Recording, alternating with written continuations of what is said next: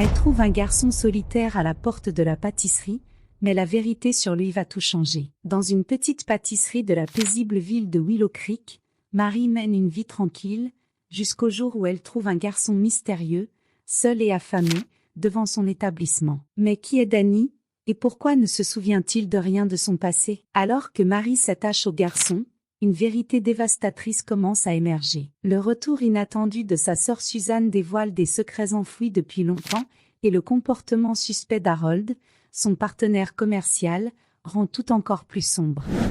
Dans la petite ville de Willow Creek, connue pour sa tranquillité et ses rues bordées d'arbres, il y avait une pâtisserie célèbre pour ses douceurs. Marie, la pâtissière, était une femme d'âge moyen, solitaire mais satisfaite de sa routine. Depuis qu'elle avait hérité de l'affaire de sa mère, elle avait trouvé la paix dans la dévotion quotidienne aux gâteaux et au pain. C'était comme si chaque client qui emportait un morceau de gâteau emportait aussi un peu de son cœur. Ce froid après-midi de décembre, Marie finissait ses fournées lorsqu'en regardant par la fenêtre embuée par le brouillard de l'hiver, elle vit quelque chose qui la fit s'arrêter. Dehors, assis sur le trottoir en pierre, se trouvait un garçon aux cheveux ébouriffés, portant des vêtements sales et légers, clairement inadéquats pour le froid intense. Il tremblait, recroquevillé, la tête baissée, avec une expression de tristesse qui serra le cœur de Marie. Elle hésita un instant, mais l'élan d'aider fut plus fort. En ouvrant la porte de la pâtisserie, la chaleur intérieure s'échappa et elle sentit une bouffée d'air glacé lui fouetter le visage. « Tu as faim ?» demanda Marie d'une voix douce,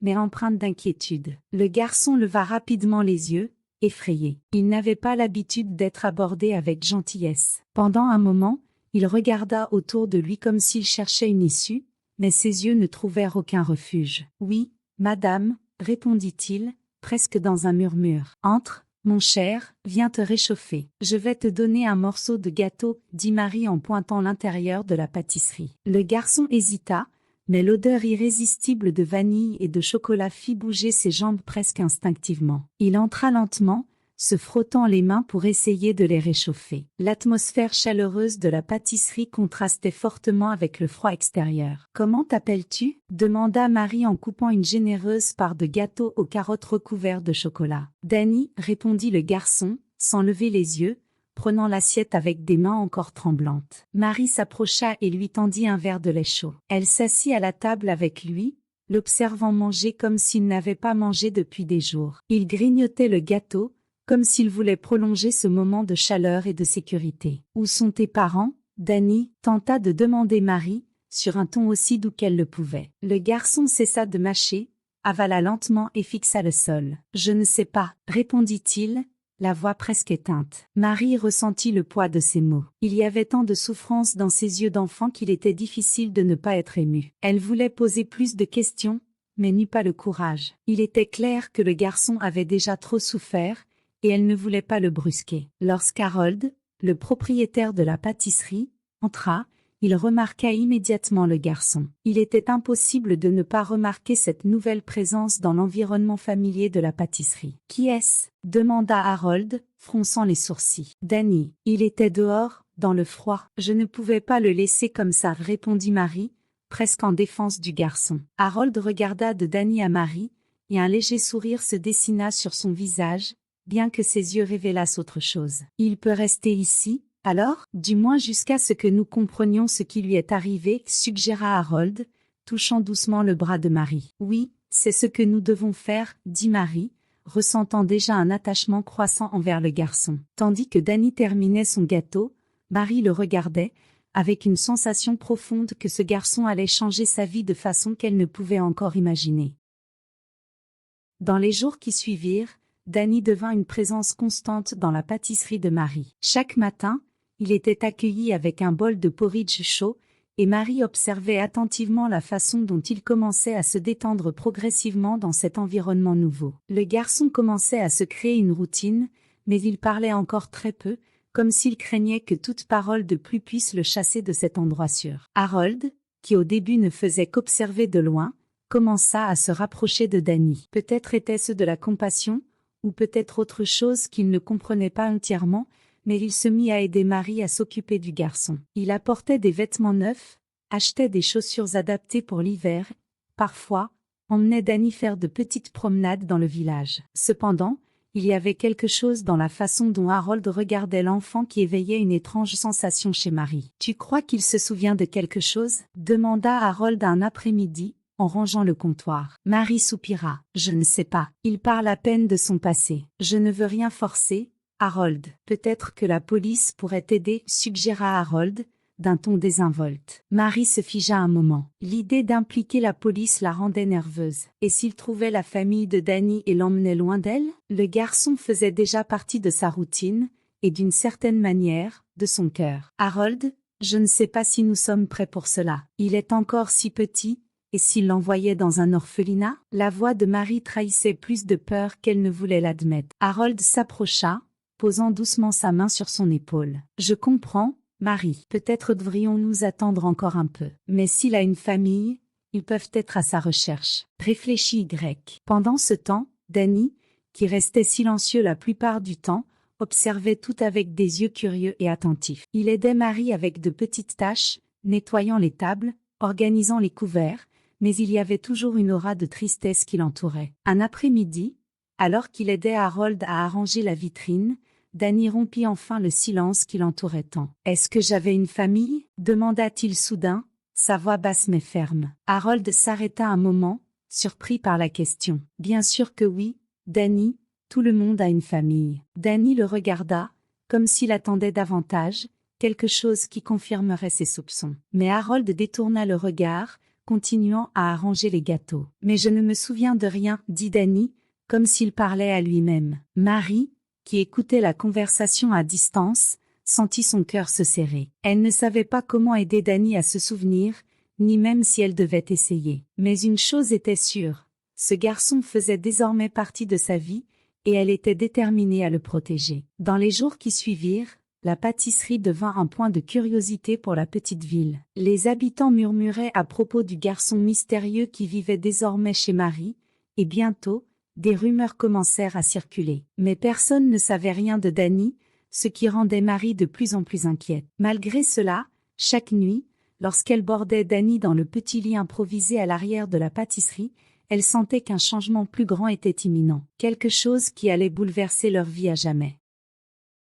Une semaine après l'arrivée de Danny, la pâtisserie de Marie reçut une nouvelle visiteuse, sa sœur, Suzanne. Les deux sœurs entretenaient une relation proche, mais leur mode de vie les éloignait physiquement. Suzanne, toujours aventurière, avait voyagé ces dernières années, tandis que Marie s'était consacrée à une vie calme à Willow Creek. Cet après-midi-là, l'arrivée de Suzanne apporta un soulagement à Marie, qui était impatiente de partager les événements récents. Quand Suzanne entra dans la pâtisserie, elle fut accueillie par une chaleureuse étreinte. « Oh, sœur, tu m'as tellement manqué !» s'exclama Suzanne en serrant Marie fort dans ses bras. « Mais tu sembles différente, que s'est-il passé ?» Marie sourit, mais son regard se tourna automatiquement vers Danny, qui était assis à une table dans un coin, organisant des tasses. « Eh bien, tu comprendras bientôt, » répondit Marie avec un sourire, mais il y avait quelque chose de plus dans sa voix, quelque chose qui intrigua Suzanne. « Qui est ce petit garçon ?» demanda Suzanne,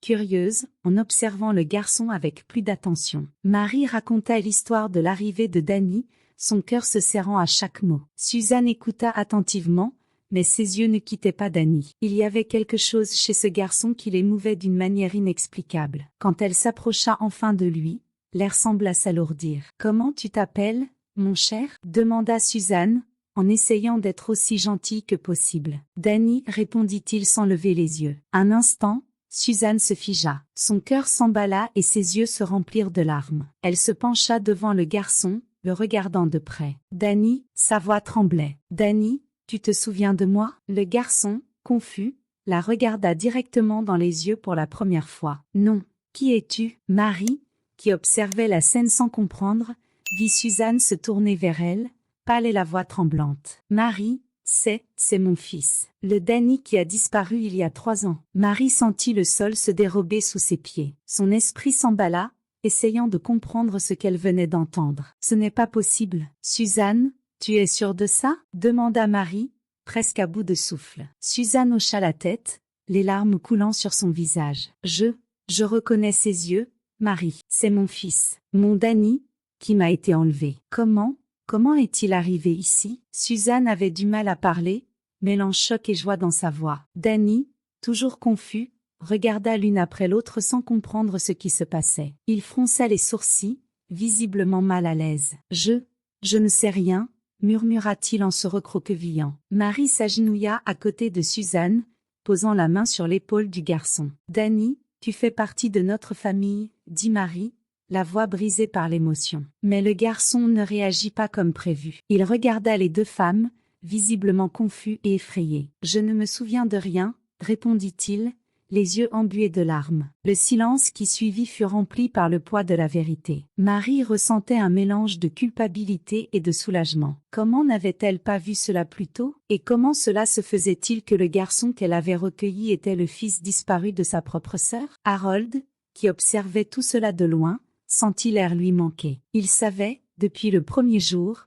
que ce moment arriverait. La vérité approchait plus vite qu'il ne l'avait imaginé, et la présence de Suzanne compliquait tout. Il s'éloigna discrètement, cherchant un moment pour organiser ses pensées, car il savait qu'il ne pourrait pas garder son secret bien plus longtemps. Confusion régnait dans l'air de la petite pâtisserie de Willow Creek. Après la révélation de Suzanne, le choc était encore palpable. Marie sentait son cœur battre à tout rompre alors qu'elle tentait de digérer le fait que le garçon qu'elle avait recueilli était en réalité son propre neveu disparu. Le regard confus de Danny ne faisait qu'accentuer la difficulté de la situation. « Suzanne, il ne se souvient de rien », murmura Marie en essayant de comprendre ce que cela signifiait. Suzanne, les yeux fixés sur son fils, secoua la tête, tentant de reconnecter avec lui. Il était si jeune quand il a été enlevé. Peut-être qu'il a bloqué ses souvenirs. Peut-être qu'il ne sait même pas qui il est vraiment, dit-elle, presque pour elle-même. Danny regardait le sol, agité. Il ne comprenait pas pourquoi cette femme, qui jusque-là était une inconnue, insistait pour dire qu'elle était sa mère. C'était quelque chose qu'il n'avait jamais imaginé. Son esprit était confus, et il commença à se demander s'il trouverait un jour des réponses. Marie, sentant le poids de la situation, s'approcha du garçon et posa une main réconfortante sur son épaule. « Tout va bien, Danny. Nous sommes là pour toi, » dit-elle avec douceur. Cette voix apaisante semblait calmer un peu le garçon, mais il restait sur la défensive. Pendant ce temps, Harold observait la scène de loin, le front plissé et les mains tremblantes. Il avait toujours su que ce jour arriverait, mais voir la vérité éclater de manière si abrupte le déstabilisait. Son anxiété était palpable, et son esprit était en ébullition. Il se retira vers l'arrière de la pâtisserie, cherchant désespérément une solution pour faire face à la situation. Suzanne, toujours agenouillée devant Danny, tenta une dernière fois. « Mon chéri, je suis ta maman. Je t'ai cherché pendant 3 ans, 3 longues années. » L'émotion dans sa voix était évidente, mais le garçon resta impassible. « Je ne sais pas, » dit Danny, la voix tremblante. « Je ne me souviens de rien avant d'être ici. » Le silence qui suivit fut accablant. Marie ressentit un pincement au cœur en voyant la douleur dans les yeux de Suzanne. Elle savait que cela ne serait pas facile, mais voir le rejet indirect de l'enfant était presque insupportable. Harold revint dans la salle, son visage empreint de tension. Il essayait de rester calme, mais ses mains tremblantes trahissaient son état intérieur. Il s'approcha lentement, cherchant à savoir quelle serait la prochaine étape. « Je pense que, peut-être qu'il lui faut simplement du temps, » dit Harold d'une voix rauque. « Les souvenirs peuvent revenir avec le temps. » Suzanne le regarda, et quelque chose dans ses yeux sembla le déranger. Comme si, à cet instant, elle aussi commençait à sentir qu'il y avait plus dans cette histoire qu'il n'y paraissait. « Oui, peut-être, » répondit Suzanne, mais son ton suggérait qu'elle sentait qu'il se passait autre chose. Marie se rapprocha de sa sœur et tenta de calmer la situation en posant une main sur son épaule. « Prenons notre temps. Danny a besoin de temps pour assimiler tout cela. Il a traversé tant de choses, et nous aussi. » Malgré ces paroles rassurantes, quelque chose planait dans l'air. Marie ne pouvait s'empêcher de remarquer le comportement étrange de Harold. Depuis l'arrivée de Suzanne, il était plus distant, plus nerveux. La connexion entre Danny et sa disparition devenait évidente, et l'attitude de Harold soulevait des questions silencieuses que Marie n'arrivait pas encore à formuler. Ce soir-là, Harold quitta la pâtisserie plus tôt que d'habitude, prétextant qu'il avait besoin de repos. Tandis qu'il s'éloignait, Marie et Suzanne restèrent dans la pâtisserie, tentant de réconforter Danny et de renouer leur lien de sœur. Mais au fond d'elle-même, Marie savait qu'un grand secret était sur le point d'être révélé. Et Harold, d'une manière ou d'une autre, semblait être au centre de cette tempête. Le lendemain matin, la pâtisserie était plus silencieuse que d'habitude. Marie et Suzanne avaient décidé qu'après la révélation de la veille, il était temps d'impliquer les autorités. Si Danny était vraiment le fils disparu de Suzanne, la police devait être informée pour aider à clarifier ce qui s'était passé durant ces 3 dernières années. Lorsqu'elles arrivèrent au commissariat, elles furent accueillies par un policier d'âge moyen, dont l'expression s'adoucit en entendant l'histoire de Suzanne et Marie. Immédiatement, il appela d'autres officiers, et une enquête fut ouverte. La nouvelle qu'un garçon disparu avait été retrouvé dans une petite ville comme Willow Creek se répandit rapidement. Pendant ce temps, les policiers tentèrent de parler à Danny, mais le garçon restait renfermé. Chaque fois qu'un détective essayait de poser des questions sur son passé, il secouait la tête, incapable de donner des réponses concrètes. C'était comme si ses souvenirs avaient été complètement effacés de sa mémoire. « Je ne me souviens de rien avant d'être venu à la pâtisserie », dit Danny doucement,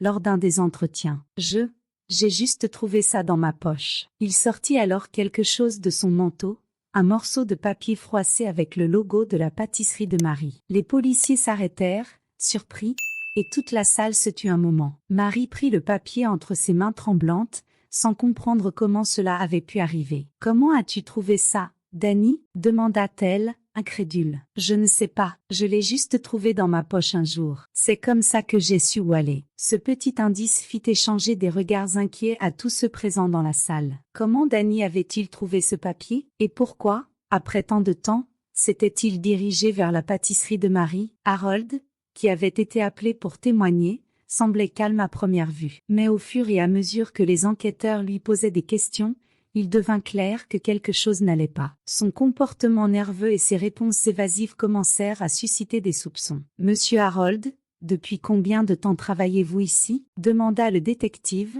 l'air intrigué. « Depuis des années, depuis que la mère de Marie était encore en vie, » répondit Harold en essayant de garder son calme. « Et vous n'aviez jamais vu ce garçon avant qu'il n'apparaisse à la pâtisserie ?» continua le détective, resserrant son interrogatoire. Harold hésita un instant, une fraction de seconde que les enquêteurs ne manquèrent pas de remarquer. « Non, je ne l'ai jamais vu avant, » mentit-il, évitant de croiser le regard du policier. Cette petite hésitation fut suffisante pour éveiller les soupçons. Les policiers décidèrent d'intensifier l'enquête, et bientôt une fouille minutieuse fut effectuée dans la chambre de Harold. C'est là, parmi les effets personnels de Harold, que les détectives firent une découverte qui changea le cours de l'enquête. Il y avait des lettres jamais envoyées, une collection d'objets révélant son obsession pour Suzanne, et parmi eux, une photo de Danny, encore bébé. Lorsqu'Harold fut confronté aux preuves, la panique envahit son visage. Il savait qu'il ne pouvait plus cacher la vérité. L'heure d'affronter ses actes était arrivée.